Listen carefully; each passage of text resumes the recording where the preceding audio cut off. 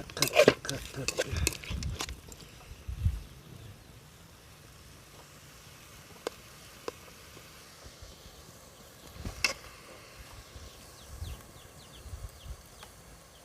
ดกันจังหน่อยนึงพี่น้องเอาน้ำมาใส่เนาะถูกบริเวณน้ำจะดีเลยน้ำมันออกพี่น้อง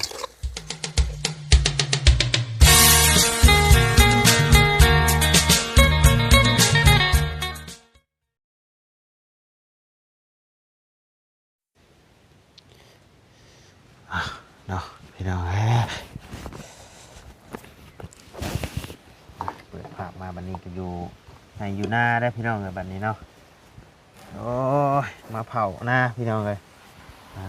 มาเผาในเผาอยู่ห้องหมอเนาะในลูกเมื่อเผาเพื่อนเนาะพี่น้องกับทักทายสบายดีเด้อเนาะพ่อแม่พี่น้อง FC เบิร์ดจะขู่สู่คนเนาะเพราะว่าอยู่ในและต่างประเทศก็ยินดีต้อนรับเข้าสู่ช่องบ่ไลคือเก่าพี่น้องมามื้อนี้พี่น้องเลยเมียบ่อยู่ได้พี่น้องเลยเฮ็ดกับข้าวกินเองได้มื้อนี้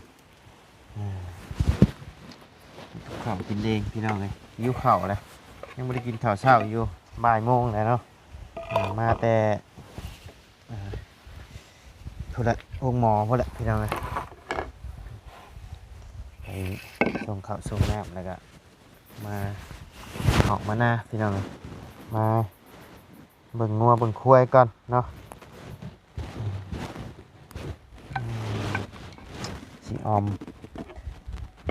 กบก่อนพี่น้องเลยออมกบใส่ดอกแค่เนาะครั้งแรกได้นี่พี่น้องเลยที่ได้เฮ็ดให้พ่อแม่พี่น้อง FC ได้เบิ่งน้ำกันนี่เฮ็ดกับข้าวพี่น้องเลยปกติมีแต่เมียเฮ็ดให้กินเนาะบ่ได้ส่วนนายบ่ได้ค่อยเฮ็ดพี่น้องเฮ็ดได้อยู่พี่น้องเลยกับข้าวนี่ก็เฮ็ดเป็นอยู่แต่ว่ายังบ่ถึกปากผู้กินน้ำมันแหละเนาะแต่สำหรับเฮาก็กินได้อยู่เนาะเอาทางในมันออกก่อนพี่น้องมันจะบ่คมนะ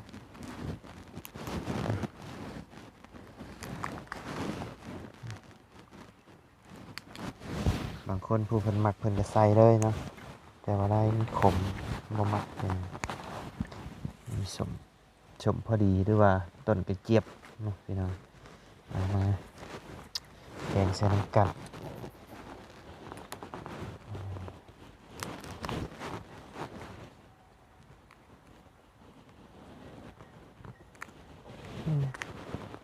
ไก่ที่เจ็บขาว้าหนูได้นอนคืนเดียวคนมาดักตีขาไก่ช่องแฮมโตผมว่าเจ็บขาไปเลยพี่น้อง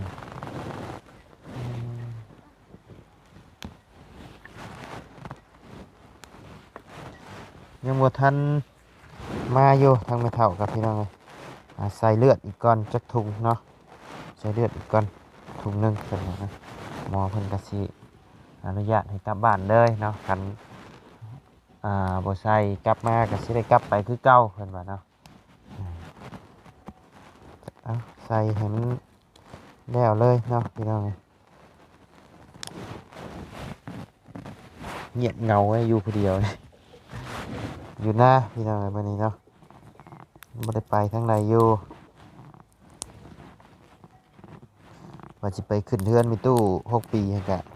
บ่ได้ไปซับพี่น้องเพิ่นละไปย้อนดังให้เพิ่นละเนาะเงินนำบ่ได้นี่ก็ยังเหลืออยู่เนาะเหลือที่ว่าให้ทางประตูนเพิ่นซื้อลูกตอกลูกติ่งนั่นแหละเนาะพี่น้องกันเงินด้าน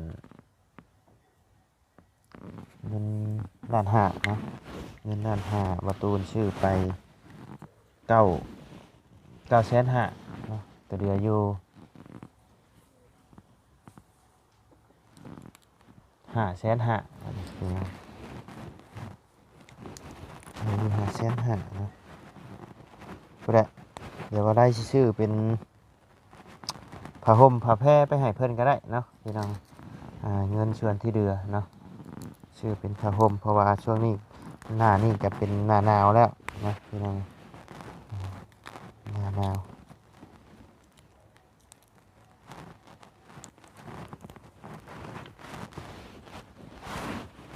บ่ตูนเพิ่นขึ้นไปแล้วมื้อนี้พี่น้องเพิ่นโทรหาบ่ไล่อยู่บ่ไล่ยังบ่ได้ขึ้นเนาะบ่มีผู้อยู่ให้อยู่นาเบิ่งงัวเบิ่งควายพี่น้องมื้อเช้านี่ก็ให้ลูกออกมา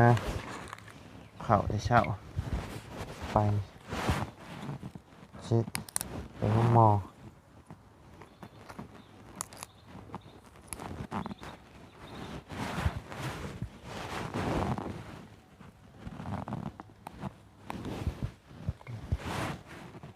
ออมใส่ผักละลายพี่น้องมีพวกบัวอยู่บ่เนาะ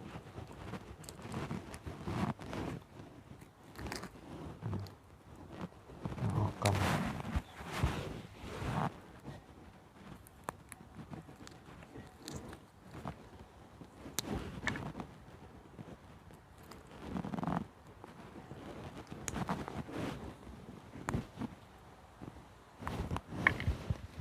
ปลาก็บ่ได้ดงมีผู้ดงครับพี่น้องบรรยากาศดีดีทงให้ทงนาพี่น้องเลย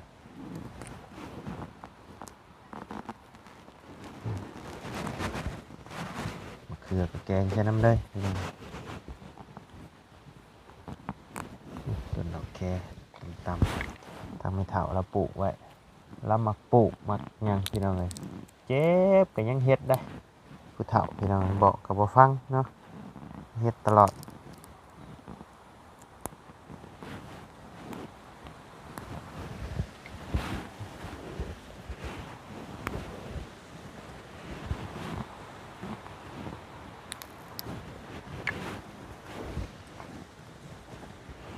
ถ้าเบิ่งรอบนี้พี่น้องเลยว่าบ่ให้เพิ่นออกหน้าเพิ่นสิออกยังขี้ดื้อออกมาอีกอยู่บ่เนาะ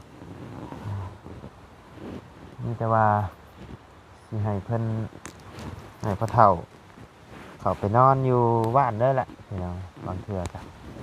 หน้ากับปะใบนี้เนี่ยนะบางเทื่อว่าไล่ก็สิออกมานอนเอานะคือว่าแหละมันนอนบ่ได้นะพี่น้องต้องไปเรียกไปงานเนาะคนเครื่องเข้าบ้านเพิ่นละ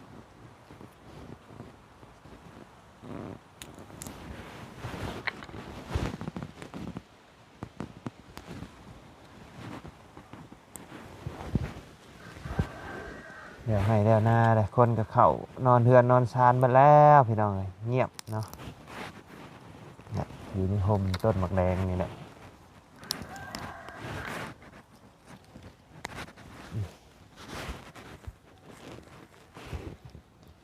มันจะได้หนึ่งเข่าอีกอยู่เล่นหนึ่งเข่าพี่น้องหมักบวบหน่อยหนึง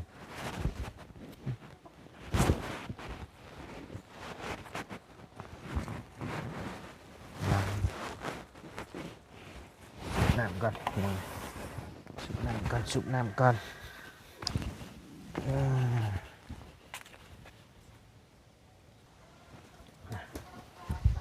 น้ำมาแล้วพี่น้องล้างผักก่อนล้างผักไว้ผักไว้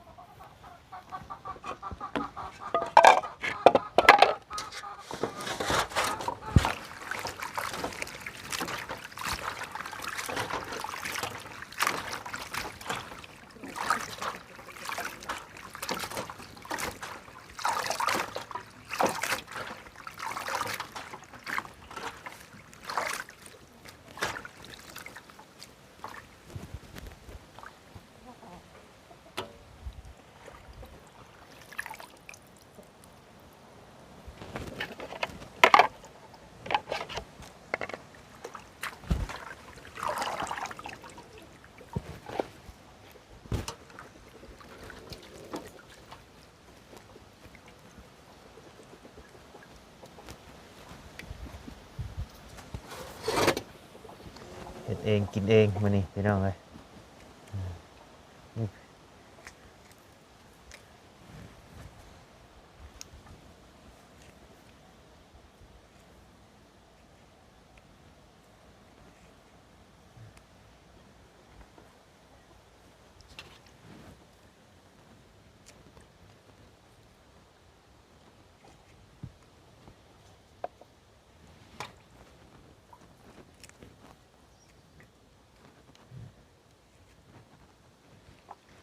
สิออมกบพี่น้องไปออมกบกินกันซื้อแบบอะไรซื้อกบมาตอนมาพี่น้องสิจะกินออมกบ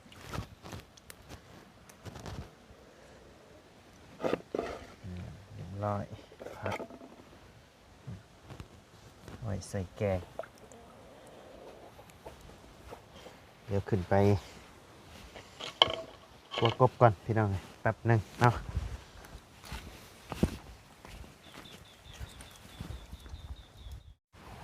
มาพี่น้องมาต่อกันเนาะคั่วแล้วพี่น้องเดี๋ยวสิคั่วกันคั่วอันก่อนเนาะพี่น้องจุดไฟ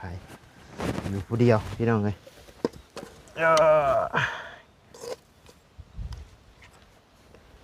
ขัวแล้วก็สั่งใส่น้ำพี่น้องเลย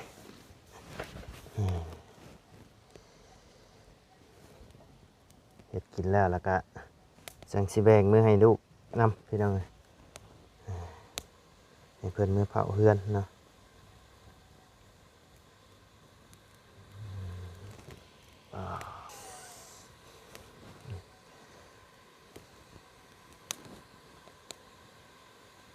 พวกวัวบ่มีซ้ำพี่น้องใส่ซัมมีนี่แหละเนาะอยู่ให้อยู่หน้าพี่น้องมันก็เลย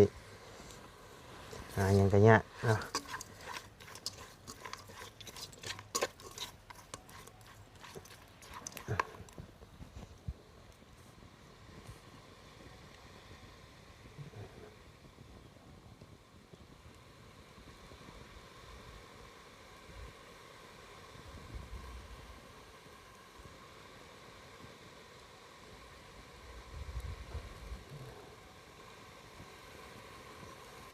มันพี่น้องกบยามนี่เนาะ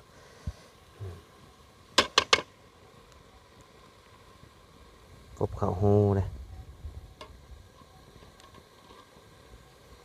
เป็นใส่ตุ่มเอาพี่น้องยามนี่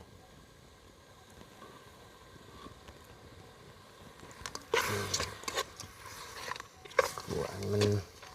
สีมันหมาดก็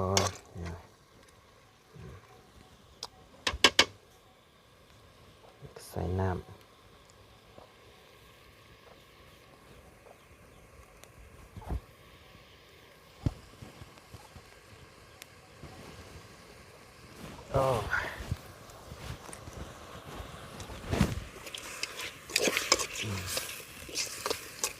สีขาวครับขับปันยัง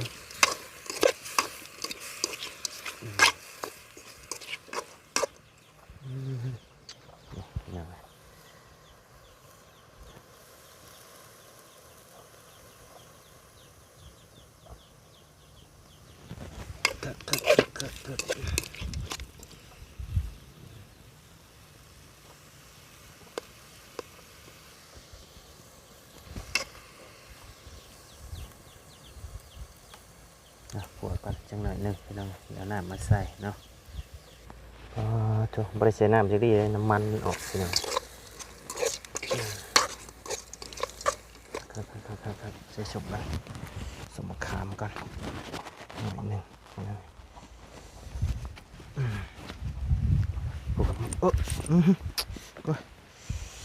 ขามครับผมสุกแล้วเยอะเพิ่มนะพี่น้องใส่มะขามก่อน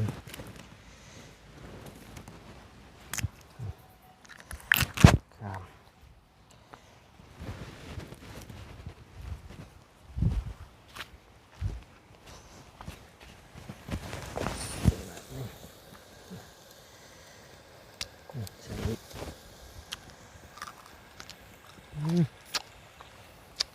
สมฮะ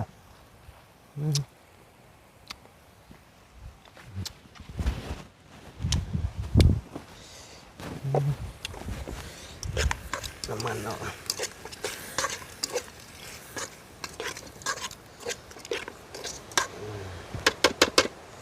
ใส่น้ำมาเลยพี่น้องน้ำกินแล้วชัว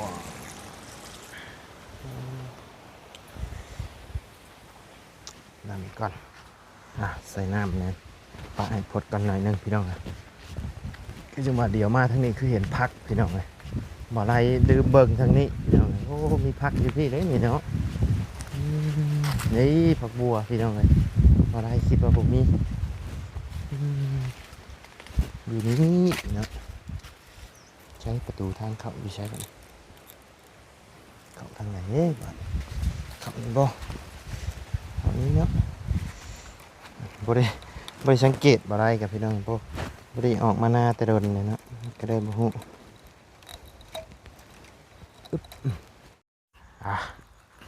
พอพี่น้องพอละไปล่างใส่แกงเต็มต้นอยู่เนาะ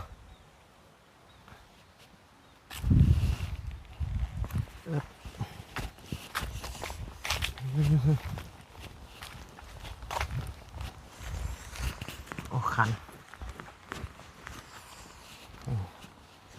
มันเข่าอีกแล้วนี่ไปดีกันพี่น้องไปกัน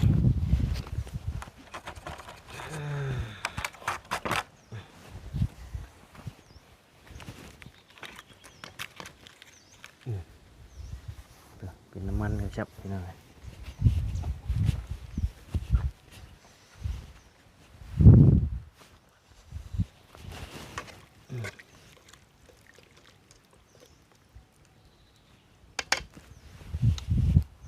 ใส่ผักใส่หยังพอดี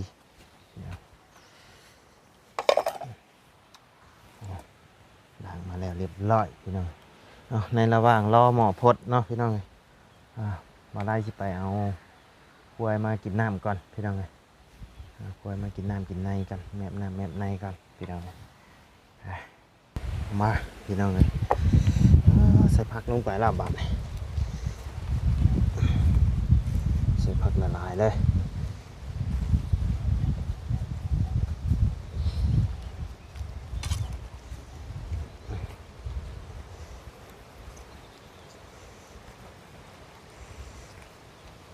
จังหน่อยนิ้ว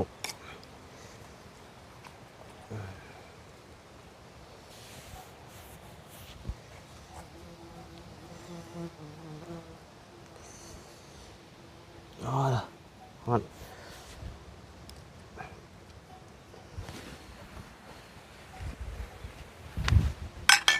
กล้วยกันแนบน้ำมาไม่กินหยา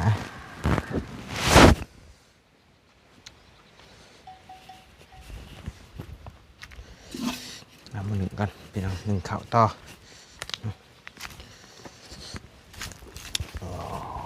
หิวข้าวแล้วพี่น้องงัวปล่อยข้าวชวนนี่พี่น้องบ่ได้ผูกปล่อยมันหากินเองเลยธรรมชาติเนาะ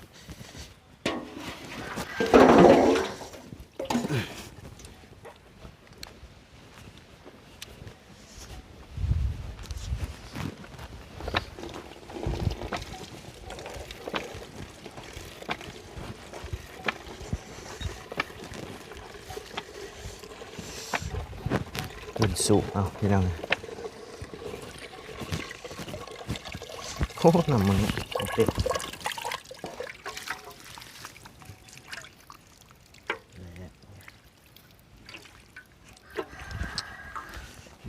หนึ่งเขาพี่น้อง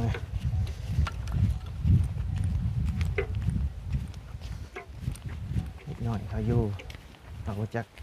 หนึ่งเป็นอยู่พี่น้องแต่ว่าต้องบอกเอาเห็ดอยู่เห็ดได้เบิดทุกอย่าง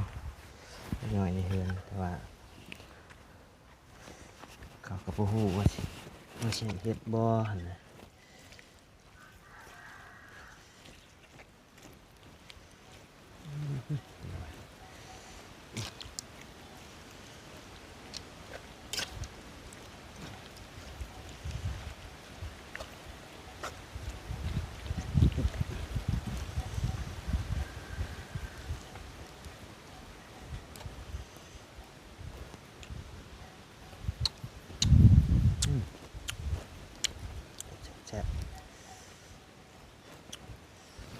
แซ่บได้พี่น้องวิธี ไว้กัน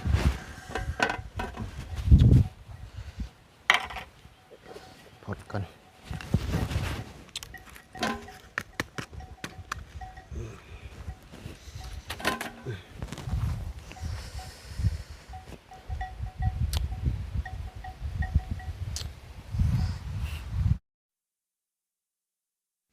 เอาเนาะพี่น้องไงเด้อคลิปนี้ก็อาจจะได้ฝากเอาเด้อเนาะพี่น้องออมแล้วพี่น้องไงขับข้าวหนึ่งข้าวแล้วเนาะไปซะพี่น้องเลยเอาไปตองกล้วยมาปิดข้าวก่อนเนาะคลิปนี้โอ้โบมีเสียงตัวนี้พี่น้องเลยขอโทษขอไฟได้เนาะเสียงหายโจเรียบร้อยพี่น้องเลยไปซะพี่น้องเลยสำหรับคลิปนี้ล่ำลาแล้วพบเจอกันในคลิปหน้าสบายดีเด้อเนาะ